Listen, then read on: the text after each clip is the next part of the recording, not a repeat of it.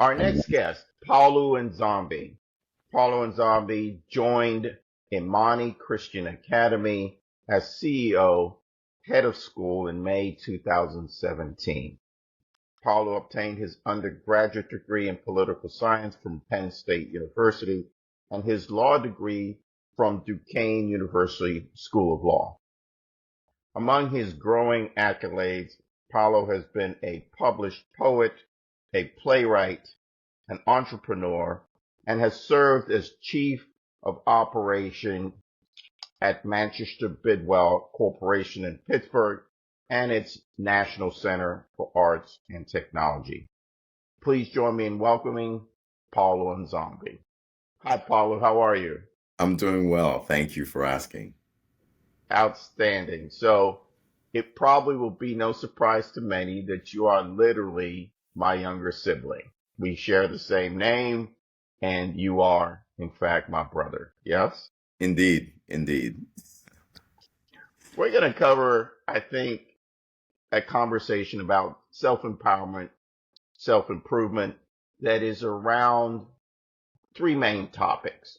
The first is, I think there are many that are interested in the Nzambi family origin. And although I think we can make entire episodes out of that, I think people are interested in perhaps your perspective of me and some of the values we grew up with. The second topic is more around education, which is your current area of expertise. Education in terms of empowering today's youth, perhaps touching on what you think of the AI impact to education. Okay? Certainly. So let's start about where did we come from? Where were we born? What was our journey here to America? Can you kind of kick us off with that? Yeah, so our family was born in Luanda, Angola. We originate from the central African country of Angola, former what used to be known or part of the Kingdom of the Congo. Both our parents, mom and dad, are from that area. Our father from a place called Bembe, our mother from a place called Ambridge, and they met in the capital city, Luanda, and that's where our immediate family really got started. Yeah. Awesome, awesome. So how did we leave Angola and end up here in the United States, the land of opportunity? Yeah, that in and of itself is quite a tale. But in summary, our father was a part-time minister in the 60s and 70s, and at that time, Angola was under a colonial regime under the Portuguese, and it was also a communist state. So the promulgation or the spreading of the gospel was not something viewed favorably by the government, and because of that, our father came under the scrutiny and attention of the government. Ultimately, they deemed him subversive. They imprisoned him several times, punished him and tortured him for preaching the gospel. And ultimately, that compelled our parents to make a decision that was probably the toughest decision they ever had to make in their life. And that is, I think they came to the realization that if they stayed in Angola, our father would likely be killed and the family along with him. And so they elected to flee that country in 1971. And when they fled, they literally left everything behind. Obviously, Yeah. if you're fleeing a country, you cannot simply announce, I'm going and never coming back. And so they got on a plane, and that led to a circuitous journey that took us as very young children to Portugal and Spain and England and Switzerland. And ultimately, we ended up spending about 8 years in London, England. My father always had the dream of coming to America, and ultimately that dream was realized in 1980 when we moved from London, England to America. That is amazing. And there are definite details in that story that we've shared at many church pulpits and many other speaking engagements as we followed Dad in our earlier years. Um, do you have any memories of England? We spent 7, almost 8 years there. I would say some of our formative years were spent there, but what memories do you have of England? I have very fond memories of England. As a child, obviously, that's where I developed my love and appreciation for the game of soccer, Yeah, football here in America. yeah, But also, I think it began me on a journey where I really appreciated the value of education. yeah, The We were fortunate to go to some really lovely schools while we were in England, and I think the education, the primary school education, the early education that I received there was absolutely formative in, helping to grow in me a love for learning, a curiosity, and just an appreciation for study. I think growing up in London was also a really extraordinary privilege. I mean, there are some things unique about that nation. It has a certain class structure, their insistence on proper speech, and sort of this notion that what you want to do is you want to grow up to become a gentleman, right? Was right. something in the ethos of the education that I received. So I enjoyed my time in London, made really lovely friends while I was there, Yeah, and look back upon those years fondly. outstanding. And I would tend to agree. There is an interesting, almost Renaissance period education where we were taught to be more well-rounded, and the arts were practically almost as important as the sciences, for example. That was my perception. But certainly, I went to Sir Philip Magnus, which some would think is probably a private school, but it was paid for by the state or England itself, I should say. So definitely an interesting educational era with the broad-minded, I think, uh, perception that we had to be well-rounded and a gentleman at the end of the day, as you said, right? Absolutely. So, what was coming to America? Undoubtedly, I would caption it with the land of opportunity. In terms of the difference in education and opportunity, what can you tell us about what you thought we experienced in terms of coming to America from Europe, if you will? Well, I think even to the present day, America has potentially the best advertising for itself in the world. It has branded itself as the land of opportunity. And certainly, I think our parents definitively bought into that. They bought into the notion that America was a place where if you came and you worked hard and you studied, that you could achieve almost anything with your life. And for individuals who have been denied basic privileges and rights in their home country, America really did represent the land of the free. I mean, our parents left Angola because they knew that number one, they wanted to raise their children in a place where they would be free to worship as they wished, that they would be able to access the benefits of education, and ultimately, live a life free of violence. And those are the things that America really offered us. And for us to be able to come here as a family, as an intact unit, it was an extraordinary sort of experience because we were together. We understood the value of the opportunity that was being presented to us. And collectively, we decided that we were going to take full advantage of everything that America was offering. And we did. We did. I think I am certainly very often speaking of how grateful I am for the opportunities and the different experiences that we have as freedoms to even travel in and out of America. That is just innately part of the American lifestyle. And I really enjoy that. In terms of our immigrant story, and I don't know if many people look at us as immigrants. We are immigrants. How would you define the difference between being an immigrant and being perhaps born here in America? Yeah, and by no means do I, sort of attempt to speak for all immigrants, and Right. I'm projecting out sort of our experience for the benefit of our conversation. But I think, for us, um, we left a place that we called home, and it was incumbent upon us to establish a new home. And America and the kindness and the warmness of the people here really offered that opportunity to really start over. Yeah. We were both immigrant and refugee, in the sense that we were fleeing a place that physically threatened us because of our religious beliefs. And so America was a place of refuge.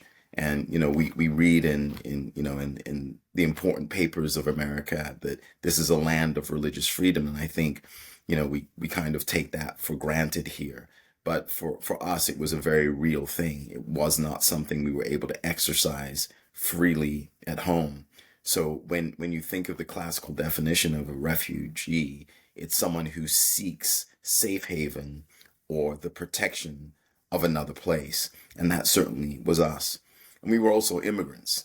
And I think, immigration comes with, certain burdens and benefits. But one of the benefits that it comes with is this real sense that you have been afforded an opportunity to be something exceptional. And I think many immigrants come to the United States buying into what America stands for, the sort of raw possibility of human potential and the opportunity to see that maximized. And I think we did that as immigrants as well. We came Mhm. and there were opportunities for education, there were opportunities for expanding ourselves and increasing our knowledge. And we took full advantage of them, knowing that that was one of the fruits, so to speak, of liberty. Right. Right. Absolutely. So needless to say, education has been a central uh, constant in our life existence, from having the opportunity to learn in a European culture, coming to America, and we all have ended up with graduate degrees, including our parents. Very proud of them. They continued on that ethos of self improvement, self empowerment actually begins with yourself, right? And that's one of the things this podcast really tries to tease out of every story and every experience.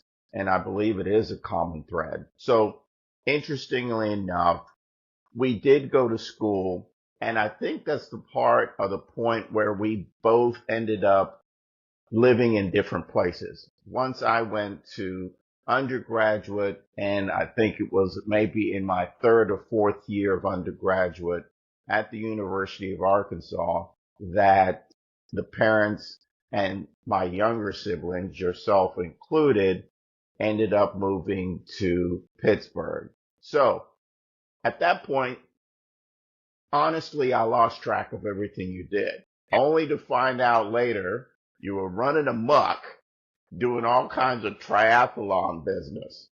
Tell me about why triathlon and triathlons. How did they come about? Because I found out that you were doing this much later, and of course, you recall maybe 3 years ago you finally talked me into actually doing my first triathlon. So Absolutely. why was triathlons and the that exercise something that was important to you? You told me you traveled. Your wife knew about it, but you were just doing that as your hobby. Tell me about the triathlon journey. Absolutely. And this is, the extraordinary enriching value of friendship, right? A friend of mine called me and said, "Hey, me and a buddy, he and I, we are seriously considering doing this triathlon thing, and you would, we would, Hmm. it'd be great if you would join us." And at the time, I didn't know what it was, and I was like, what is this? He's like, "Oh, you swim, you run, you cycle. It's a lot of fun." So I literally end up sort of walking into this experience just by saying yes. And I have a friend who says you never know how far your yes will take you. And so triathlon became very much as you described it, one of my passionate hobbies. There was something about the discipline in training, the physical fitness and the clarity of mindset that came along with it. The idea of pushing yourself beyond the limits and swimming farther and faster and more effectively than you'd ever done before, and running and cycling and doing the same thing that really, really appealed to me. And ultimately, triathlon taught me a lot. I mean, it wasn't just about, the competition or the races or anything like that. It was really that I had a group of friends, and each one of them, for example, had a specialty. I loved to run. I had a friend who liked to cycle, another friend who loved to swim. And their passion for what they did became contagious within the group, so that we all developed the ability to run, swim, and cycle farther than we would have ever been able to do on our own. And so triathlon really sort of underscored for me that your talents that you possess as a human being don't just exist for you. They're really there in some meaningful way to inspire others, right, to a more elevated form of themselves. Triathlon also taught me sort of this idea that, anything is truly possible if you put your mind to it.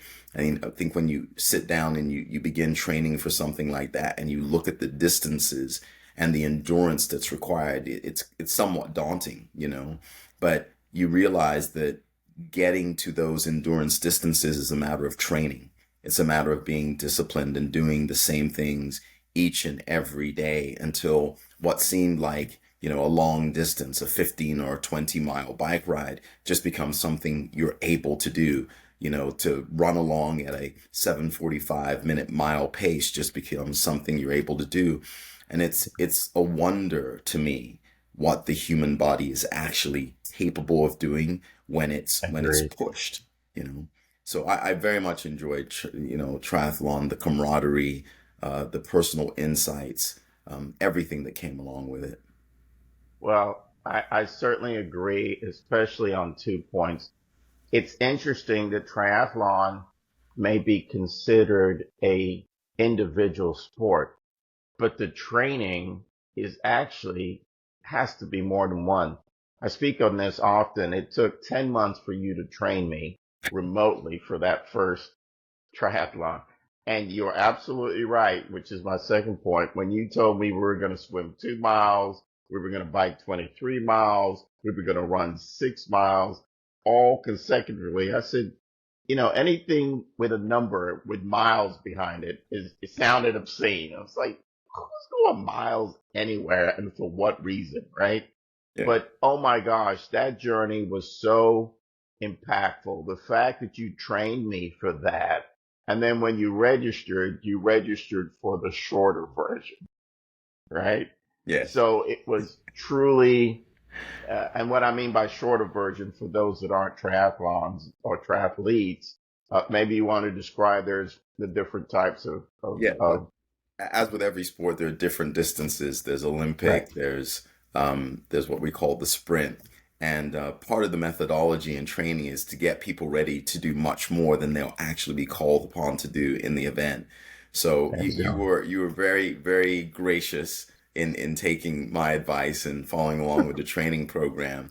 And ultimately, we ended up doing a sprint triathlon, which is Yeah, about 600 meters in a river. It's about a 15-mile cycle, and followed by a 10K, 6.2-mile run at the end. yeah, Yeah. yeah.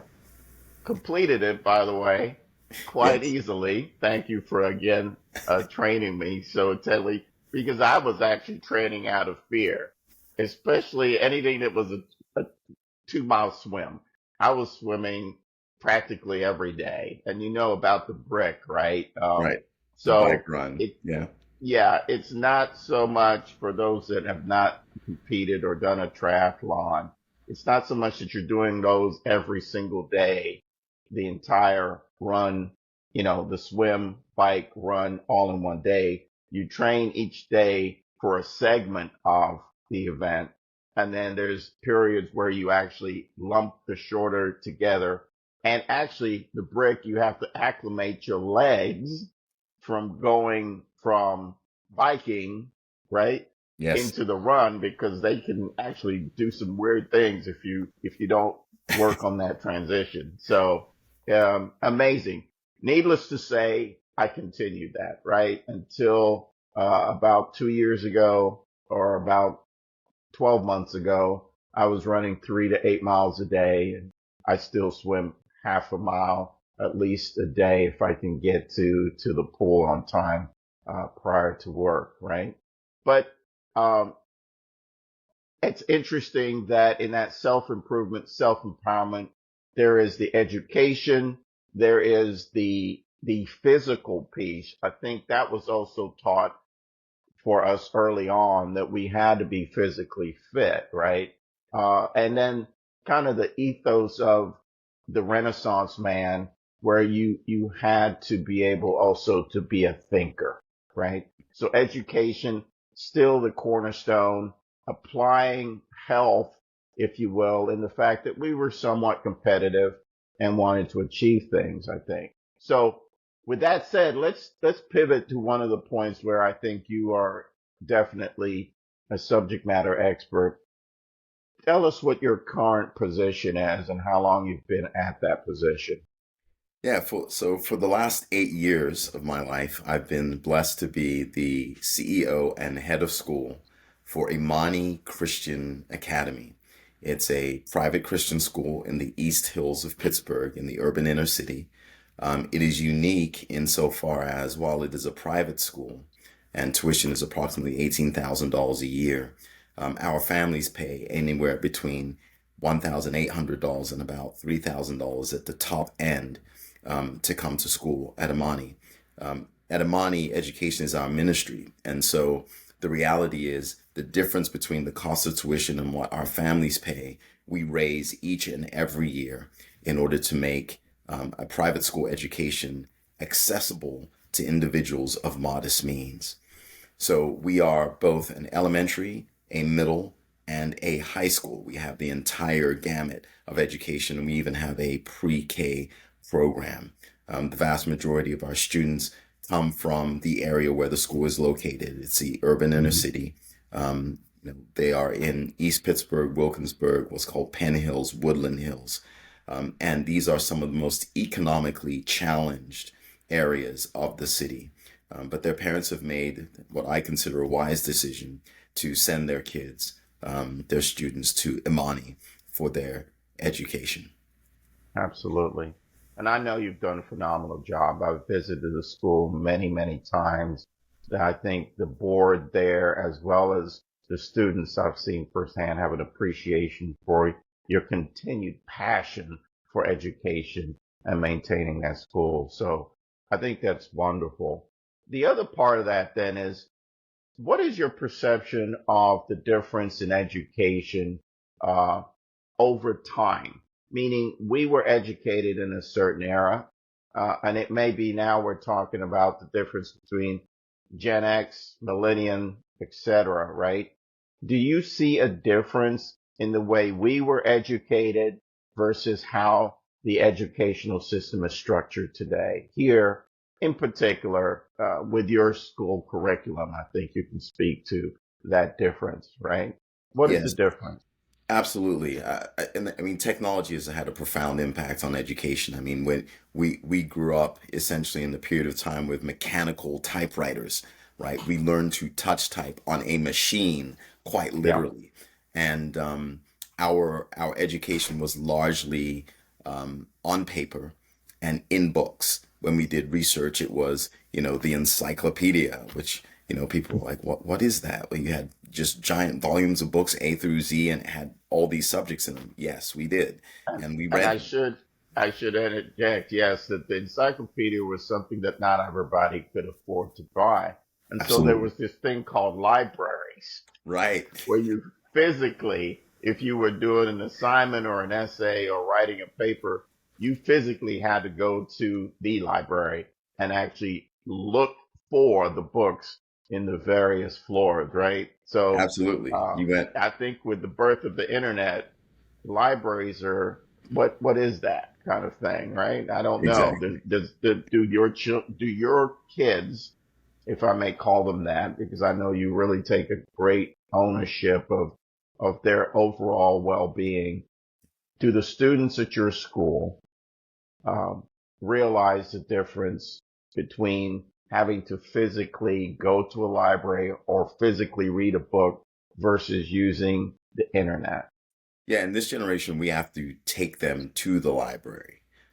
Literally, when they do research projects at the school, one of the things that we program into their experience is actually a trip to the library, because it is not at all uncommon that they haven't been there or spent any significant time Right. there. So that's something we essentially introduce them to and make sure is part of the experience, because truth be told, much of their research and much of their lives, being digital natives, is online. So when they think of doing research, they don't think of wandering through the stacks and searching for books in the Dewey Decimal System. They think of Google searches. They think of asking Siri. They think of sitting at a computer and having the Right. computer generate the information they are looking for by virtue of making appropriate queries to the computer. But that leads us to a very profound point in terms of a authentic thought. In terms of Chat GPT, for example, do you have a perception of how the use of Chat GPT, generative AI, and just the internet as a whole to produce their homework, to produce their assignments? What's your perception of that and how it's impacting their education? Yeah, as an educator, for me, it is of some concern. And I'll say this by way of sort of prefatory statement. uh, Technology in and of itself is not good or bad, right? It is how we use it that ultimately determines its value to us and whether its impact is positive or negative in our lives and as a collective society. But that being said, one of my greatest concerns, for the use of AI and things like Chat GPT, excuse me, in an educational setting is what it is doing to the student's perception of learning and what it is doing in terms of their acquisition of knowledge. So I'll just start with a really basic definition. So when we think of learning, when I think of learning, I think of this idea of taking information or accessing information that exists outside of the human being, acquiring that information, and then literally downloading it into the human hard drive so that human being carries that information with them for the balance of their lives, right? There are nursery rhymes, there are verses in the Yep, Bible, there are perhaps quotes that we learned as children that literally are part of who we are. We reach for them whenever we need them, and because they are integral to our persons, we don't need an outside source to reference. They are now who we absolutely. are. To me, Yep. that is the very heart of learning. The acquisition of external information, the processing it and analyzing it, and the process of making it part of the human being so that the human being has permanent access to that information. Part of the challenge with AI is that students develop this perception that because they can find it, they know it. Because they can find it, they know it. And so they become masters at developing queries, but not necessarily masters at acquiring the information and making it part of themselves. So, for example, I often have conversations with students where the very real question is, well, why do I need to know that, right? If I can Mhm. just ask the computer. And, I jokingly say to them often, like, if you ever had to have heart surgery, would you want the surgeon who has studied surgery so well that when they open you up, they know what they're doing? Or do you want the person who can make the incision, but then says, let me watch this YouTube video so I know what I'm doing as I'm operating? Or let me check the reference material as I'm operating? Or do you want somebody who has fully invested themselves in such a way that the knowledge required to perform the task is part of who they are, you know? Yeah. I would have to agree with you there.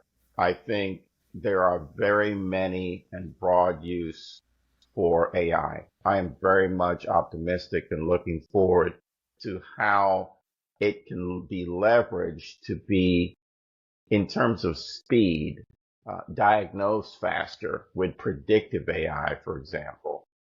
Very accurate predictions in terms of diagnosis, prognosis, and even come up with preemptive policy and procedure. I emphasize this often as I speak around the nation with regard to cybersecurity and application areas and across all industries, right, for AI, that we do need to start leaning forward into policy and procedure. And even there, AI is going to help us with being preemptive in which policy and procedures and compliance should be in place.